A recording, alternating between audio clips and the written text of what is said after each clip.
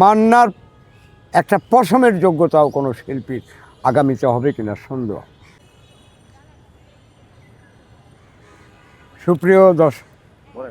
সুপ্রিয় দর্শক শ্রোতা, অনেকেই বলে চলচ্চিত্রে আর কোনো পরিবর্তন আসবে না। এটা সম্পূর্ণ মিথ্যা কথা। দর্শককে ভালো ছবি দিলে সিনেমা হলের সংখ্যা কমে গেছে, ডাজন্ট ম্যাটার।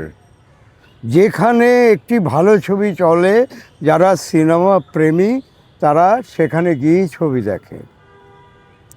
আজ থেকে প্রায় 3 যুগ আগে বাংলাদেশে একটা নতুন মুখের সন্ধানে আমরা করেছিলাম।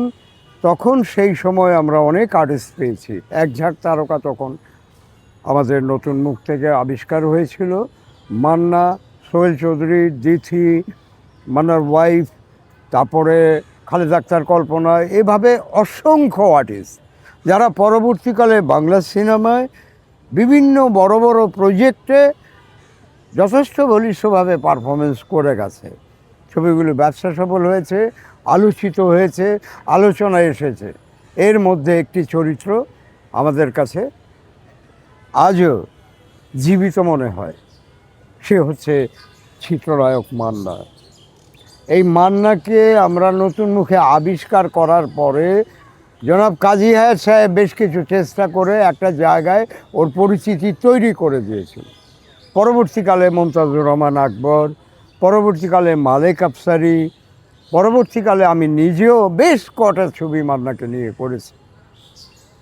মান্না প্রমাণ করেছে যে সে জেনে বুঝে দর্শকের ডিমান্ড অনুযায়ী পারফরমেন্স করে বড় বড় ছবি, যেগুলো বাণিজ্যিক শাখায় অনেক বড় বিজনেস সফল। এই মান্নাকে একটা পর্যায়ে অনেকগুলো ছবি করার পরে মান্নার প্রোডাকশন গীতাঞ্জলি, এই গীতাঞ্জলি থেকে পরপর 4টা ছবি আমি বানিয়েছিলাম। স্বামী স্ত্রী যুদ্ধ, 2 বধূ 1 স্বামী, মান্না ভাই, পিতামাতার আমানত। আমার কাছে একটা জিনিস মনে হয়েছে, মান্নার কোনো শেষ নাই। মান্না যে কোনো চরিত্রে যে ভার্সেটাইলনেস, আর্টিস্টের সব ধরনের চরিত্র করার ক্ষমতা আছে, সে হচ্ছে মান্না। রাজ্জাক ভাইয়ের পরে আমি একটি আর্টিস্টকে পেয়েছি যার রক্ত মাংসে গড়ার, মনে প্রাণে সিনেমা প্রেমী। এবং নায়ক জসিম একটা সময় ফিল্ম ইন্ডাস্ট্রিতে বলিষ্ঠ ভূমিকা রেখেছিল। এক সময় জসিম সাহেব চলে গেছে, মান্না আসলো। মান্না কিন্তু পরবর্তীকালে সেই হালটা ধরল। শুধু ছবি, অভিনয় এটি নয়, ইন্ডাস্ট্রিতে কীভাবে ভালো ছবি হবে, ভালো কিছু প্রেজেন্টেশন আসবে, ইন্ডাস্ট্রি বরাবর যেন সচল থাকে, ভালো থাকে, ফিল্মের লোকগুলো ভালো থাকে, দর্শকরা ভালো ভালো ছবি পরিচালকদের কাছ থেকে পাবে, এই প্রচেষ্টা অভিনয়ের পাশাপাশি মান্না অনবরত করে গেছে। আজকের এই যে অবক্ষয়, আজকে এই যে বলে যে ছবি হবে না, হ্যাঁ কিছু কিছু সমস্যা তো দাঁড়িয়ে গেছে। কোথায় নায়করাজ, কোথায় নায়ক জসিম, কোথায় মান্না, কোথায় সালমান খান, এই যে তারকাগুলো ইন্ডাস্ট্রি ঝলমল করে পরপর একের পর এক সুপার ডুপার হিট ছবিগুলো হতো, এখন কোথায়? তারপরেও শেষ নাই। মেকারদের দায়িত্ব, অনেক বড় দায়িত্ব। শিল্পী তৈরি করতে হবে, আবারও মান্নার মতো শিল্পী আসবে, আবারও সালমানের মতো শিল্পী আসবে। তবে কি, আপনি যদি সমস্যা নিয়ে সারাক্ষণ গবেষণা করেন, সমস্যা শেষ হবে না। মানুষ আসে, মানুষ চলে যায়। গতকাল ছিল মান্নার জন্মদিন। আপনারা জানেন একটা মান্না কি, একটা মান্নার কাছে আপনারা কী ধরনের ছবিগুলো পেয়েছেন। একের পর এক, শুধু বাইরের প্রোডাকশন না, নিজের প্রোডাকশন থেকে একের পর এক ছবি বানাতো সে। ভালো সাবজেক্ট, ছবির বিশেষ বিশেষ দিকগুলোতে সে নিজে মনিটরিং করতেন, মানে আর বেটার কী করা যায়। এই যে চাওয়া, এই যে চেষ্টা, এগুলো মান্নার ভিতরে ছিল। আমার মনে আছে সেদিন ছিল পিতামাতার আমানতের দীপজল সাহেবের বাড়ির শেষ দিন শুটিং শেষ রাত 11টার পরে ঠিক ডিপজলের যে হেমায়েতপুরের বাড়ি ঠিক মিডলটায় একটা উঠানের মতো একটা জায়গা, একটা সামনে একটা সুন্দর চমৎকার পরিবেশ। মান্না বললো, মানিক ভাই ফ্রেশ হয়ে আসেন, আপনার সাথে একটু কথা বলি। চমৎকার একটি গল্প নিয়ে আমাদের ডিসকাশন হলো, আমরা কনক্লুশনে আসলাম। মান্না, মৌসুমী, আলমগীর সাহেব এবং দুটো ফুটফুটে বাচ্চা, এবং পরবর্তীকালে এই বাচ্চাগুলো বড় হবে এবং এরাই ছবির নায়িকা চরিত্রে অভিনয় করবে। সেন্ট্রাল ক্যারেক্টার দুটো করবে মান্না আর মৌসুমী। মান্না আমাকে বলতো, মানিক ভাই অনেক তো করলাম, অনেক গান বাজনা, অনেক নাচানাচি, অনেক হিরোইজম, অনেক কিছু করেছি, এখন কিছু অন্য ধরনের কিছু করা যায় কিনা, এবং আপনার কাছ থেকে আমরা এটা আশা করি, আপনার কাছ থেকে পাওয়া যায়, আপনি চিন্তা করেন, গবেষণা করেন, সেই জন্য আপনি এমন একটা ছবি। তখন আমি বললাম 1973 তখন শেখ মুজিবুর রহমান সাহেব ছিলেন প্রধানমন্ত্রী। বাংলাদেশের পার্সপেক্টিভে স্বাধীনতার পরে দেশের যুব সমাজ উশৃঙ্খল হয়ে গেল। এসপি মাহবুবের মতো একজন পার্সোনালিটিকে বঙ্গবন্ধু ডেকে বলেছিল, মাহবুব, ঢাকা সিটি সবাই নিজের দাবি করে, বিশৃঙ্খল হয়ে যাচ্ছে, এটাকে কন্ট্রোল করা যায় না। এবং সেইটা উনি বললেন, স্যার অবশ্যই পসিবল, কিন্তু আপনি কখনো আমাকে টেলিফোন করবেন না, কিংবা আপনার পার্টির কেউ যেন আমাকে ফোন না করে। তাইলে আমি আপনার কাছ থেকে 3 মাসের সময় নিলাম, ঢাকা কন্ট্রোলে চলে আসবে। যথারীতি কাজ শুরু হলো, কাজ হলো, একটা পর্যায়ে কিন্তু অনেক কন্ট্রোল হয়ে গেছে। ঠিক এমনি একজন অফিসার যে তার নিজের ঘরকে এক ফোঁটা নজর না দিয়ে বাইরের সমস্ত মানুষের উপকার, মানুষের প্রবলেম, যেখানে সন্ত্রাস ভায়োলেন্স হচ্ছে সেই জায়গাগুলোতে সে ছুটে বেড়াতো। তার ওয়াইফ ছিল হোসনেয়ারা, এই বিকারুন্নাসার মিস্ট্রেস। এইভাবে একটি গল্প দ্বারা করানো হলো। আমি বললাম, মান্না, এইভাবে কিন্তু বয়সের ছাপে ছাপে অ্যাক্টিং ফরম্যাটও কিছুটা চেঞ্জ হবে, এই জায়গাগুলোতে এইভাবে কাজ করা যাবে। এই যে কাজ ভালো করা, এই যে জানি না, এটা কোনো অপরাধ না, জেনে নেওয়া এবং জেনে কিছু করা, এটা কিন্তু সচেতন মানুষের সবচেয়ে বড় গুণ। মান্নার ভিতরে এই বিষয়গুলো ছিল। শাবনূরের সাথে অ্যাক্টিং করার ব্যাপারে অনেক রকম প্রশ্ন আসছিল। একটা পর্যায়ে আমি একের পর এক দুটো ছবি তাকে করিয়ে দিয়েছি, এবং স্বামী স্ত্রী যুদ্ধ, 2 বধূ এক স্বামী, তার রেজাল্ট। আরেকটা জিনিস, যেটা টেকনিক্যাল কিছু বিষয় ছিল, তখন মাত্র ডিজিটাল শুরু হলো, কিন্তু ডিজিটাল পূর্ণাঙ্গ একটা রূপ নিতে সাউন্ড ডিপার্টমেন্টটা সচল ছিল না।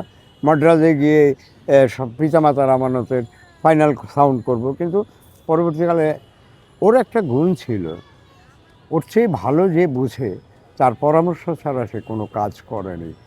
আমি বললাম, মানিক ভাই কী করা যায় বলেন তো, মাদ্রাজ যাবেন, মাদ্রাজ গেলে আপনি কালকে রিসা করে আপনি মাদ্রাজ গিয়ে সাউন্ডটা করাই নিয়ে আসেন। আমি বললাম, মান্না, ডিজিটালের মাত্র শুরু, এই যে সারফেস নয়েজটা, সেটা যে পৃথিবীর যে কোনো প্রান্তে গেলে সেটা সম্পর্কে, হলগুলো এখনও সচল হয়নি, যেগুলো হোম থিয়েটার দিয়ে প্রদর্শন হচ্ছে, এগুলোতে প্রবলেম আছে। আমাদের যেগুলো আগে যেভাবে আমরা ছবি করতাম, আমরা সেইভাবে সাউন্ড ট্র্যাকটা মনোতে কনভার্ট করে, ডিজিটাল থেকে মনোতে কনভার্ট করে আমরা এই সাউন্ডটা করবো। এই যে আলোচনা, পরামর্শ, একটি কাজ, একটি সমাধান, সব কিছু সম্ভব, এবং সেটা ডেভেলপমেন্টের জন্য এই মান্না অনেক বড় ভূমিকা। মান্না ভাইয়ের মনে কষ্ট ছিল কি আর? মৃত্যুর আগ পর্যন্ত একটা জিনিস ও সবসময় ভাবত, যে এদেশে যারা শিল্পীরা আসে, দে আর নট প্রফেশনাল। এই প্রফেশনাল একটা ব্যাপার। আর মান্না, তার ওয়াইফ ছিল ক্যাবিন ক্রু অ্যাসোসিয়েশনের সেক্রেটারি, সার্বক্ষণিক বাইরে থাকতো, বাচ্চা একটা ছিল ঘরে, সে দেশ বিদেশে ঘুরে থাকতো। তো স্বামী স্ত্রীর এই যে দূরত্বটা, এই কষ্টটা আমি মান্নার ফেসে উপলব্ধি করতাম। এবং শেলি তো দুর্দান্ত একজন ওয়াইফ। মান্না মরে যাওয়ার পরে শেলি মান্নাকে বাঁচিয়ে রাখার জন্য মান্না ফাউন্ডেশন, মান্না অনেক কিছু করেছে, কিন্তু যে চলে যায় সে তো চলে যায়, সে তো আর ফিরে আসে না। কিন্তু মান্নার এই যে কষ্ট, মান্নার যে ভালো করার, এই যে হোল ইন্ডাস্ট্রি বিশৃঙ্খল হয়ে গেলে কিছু কিছু লোক, সুবিধাবাদী লোক, অশ্লীল ছবি, এটা ওইটা, ভিডিও পাইরেসি দিয়ে শেষ হয়ে যেত, এগুলো নিয়ে সে আর মান্নার একটা ইয়ে ছিল, আমি বরাবরই মান্নাকে বলতাম, অল্প খান কিন্তু আপনাকে টাইম টু টাইম খেয়ে নিতে হবে। সে সারাক্ষণ শুটিংয়ের ভিতরে মুড়ি খাচ্ছে, এই করতো। হ্যাঁ, তবে কি কাজ পাগল একটি ছেলে ছিল, কাজ যেখানেই কাজ সেখানে মান্না। এই যে মান্নার যে একটা চেষ্টা, একটা সময় আমি নিজে একটা ছবি প্রডিউস করি, মান্না বলল যে মহেশ ভাই, আমি তো হিরো না, ঠিক আছে কোনো সমস্যা নাই, যদি কখনো কোনো কাজে, কোনো শুটিংয়ে, কোনো অর্থনৈতিক সমস্যা হয় আমাকে একটা ফোন দিয়ে না। এই যে সে ছবির হিরো না, আমার প্রডিউস করা ছবি, প্রথম ছবি, তার ভিতরে যে এই যে আমি যে কষ্টগুলো, আমার যে ক্যারিয়ার, অনেক কষ্টের ক্যারিয়ার, আমি অসংখ্য ছবি আমি চেষ্টা করেছি ভালো করার, জানি না ভালো মন্দ কী হয়েছে, তবে দর্শক আপনাদের কাছে সমাদৃত হয়েছে। তার মধ্যে মান্না এবং শাকিব খানের ছবিগুলোই চলেছিল। আর মান্নার ছবি তো যেটি আমি বানিয়েছি বিশাল বিজনেস সফল ছবি, যে কারণে মান্নার সবসময়, মান্নার ভিতরে একটা ক্ষুধা থাকতো, কষ্টের কথাগুলো থাকতো, ইন্ডাস্ট্রির কথাগুলো থাকতো, শিল্পীদের যে অবক্ষয়গুলো, এগুলো নিয়ে আলোচনা হতো, নির্মাতারা যে মননশীল না সেগুলো নিয়ে আলোচনা হতো। এই যে বিষয়গুলো 11টা পর্যন্ত রাতে শুটিং করে সোনারগাঁও হোটেলের ওই রেস্টুরেন্টের কোনার টেবিলটা সবসময়ই কিন্তু বরাদ্দ করা ছিল মান্নার জন্য, এবং রাত 3টা পর্যন্ত এক ফোঁটা ক্লান্তি আসতো না। সবসময় ভালোর পক্ষে চেষ্টা, সবসময় ভালোর জন্য কিছু করা, এই সব কিছু মান্নার ভিতরে ছিল, এবং মান্না এটা প্রমাণ রেখে গেছে। মান্নার জায়গায় কেউ আসতে পারছে? মান্নার জায়গায় আসলে আসাটা খুব কঠিন, ইদানিং শিল্পী আসতেছে না, এবং ইন্ডাস্ট্রির সমিতিগুলো সেই প্রচেষ্টাও প্রপারলি করছে না। আমি জানি না কোথায় সমস্যা, তবে কেউ যদি আগে এগিয়ে না আসে, তবে এমসিসি করবে।